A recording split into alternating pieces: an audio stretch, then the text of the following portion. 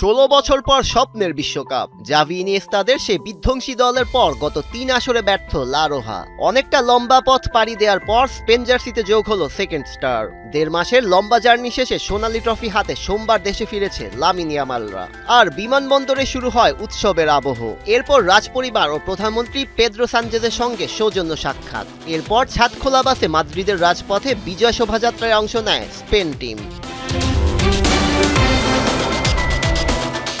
Moncloa palace থেকে CIBIL square, রাস্তার দুই পাশে জড়ো হন প্রায় 20 লাখ সমর্থক, এমনটাই দাবি ইএসপিএন এর। পতাকা, লাল হলুদ জার্সি আর বিজয়ের গানে মুখর হয়ে ওঠে পুরো মাদ্রিদ শহর। ঐতিহাসিক সিবিল স্কয়ারে সমর্থকদের উদ্দেশ্যে কোচ লুই দা ফুয়েন্তে বলেন, এই দলের সবচেয়ে বড় শক্তি তাদের ইউনিটি, আর সেই শক্তির পেছনে রয়েছে পুরো স্পেনের ভালোবাসা।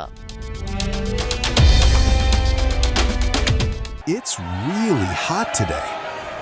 Enjoy double flavor Polar Ice Latte.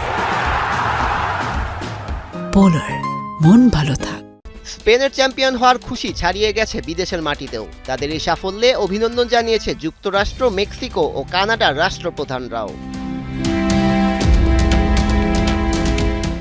2023 সালে নারী দলের বিশ্বকাপ জয়ের পর এবার পুরুষদের শিরোপাও নিজেদের করে নিয়ে নতুন ইতিহাস লিখেছে স্পেন। প্রথম দেশ হিসেবে একই সময়ে নারী ও পুরুষ দুই বিভাগে বিশ্ব চ্যাম্পিয়নের মর্যাদা পেল ইউরোপের দেশটি।